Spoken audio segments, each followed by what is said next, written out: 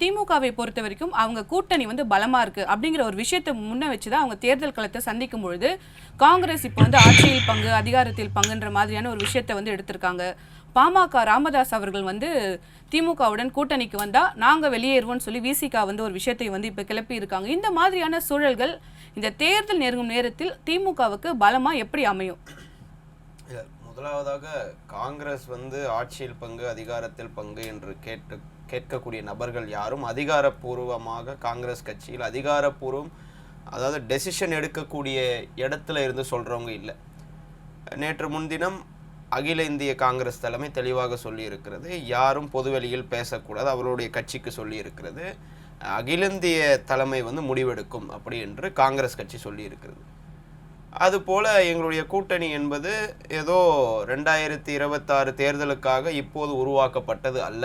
2019 தேர்தலில் இருந்து பாசிச பாஜகவிற்கு எதிராக ஒரு கொள்கை கூட்டணியாக பாஜகவிற்கு எதிரானவர்கள் எல்லாரும் ஒரு அணியிலே திரண்டு பாஜகவை எந்த வகையிலும் தமிழ்நாட்டிற்குள்ள அனுமதிக்க மாட்டோம் அப்படி என்று ஒரு கொள்கை கூட்டணியாக இன்று வரையில் எல்லா கட்சிகளும் ஒருங்கிணைந்து இன்றைக்கு 2026 தேர்தலை நோக்கி சென்று கொண்டிருக்கிறோம்.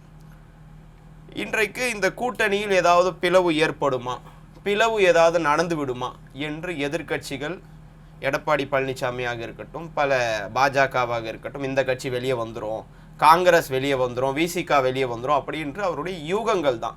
இன்றைக்கு எந்த கட்சியுமே வந்து திமுகவை விட்டு நாங்கள் வெளியே போகிறோம் அப்படின்லாம் சொல்ல கிடையாது. ஆனால் அதிமுக கூட்டணியை பொறுத்தவரையில் எஸ்டிபிஐ வந்து அதிமுக கூட்டணியிலே இருந்தது. ஆனால் இன்றைக்கு எஸ்டிபிஐனுடைய நிலை என்பது திராவிட முன்னேற்ற கழகத்தை நோக்கி வரும் வகையிலே இருக்கிறது என்பதை நம்மால் உணர முடிகிறது. ஏனென்றால் அதில் இருக்கிற சில கட்சிகள் இன்று வரை தேமுதிகவின் நிலைமை என்னன்னு தெரியல. போன தேர்தலில் அதிமுகவோட கூட்டணி இருந்தாங்க. இந்த மாதிரி அவர்களுடைய கூட்டணியில் இருப்பவர்கள் தான் கேள்விக்குறியாக இருக்கிறது. அவருடைய கூட்டணி கட்சிகளிலே சென்ற தேர்தலை சந்தித்தவர்கள் இன்றைக்கு பாரிவேந்தர் அவருடைய நான் பேட்டியை பார்க்கிற போது 6 தொகுதிகளை நாங்கள் கேட்போம் என்கிறார். 6 தொகுதிகளை இவர்கள் தருவார்களா என்பது அவர்களுடைய கூட்டணிக்கு தான் தெரியும்.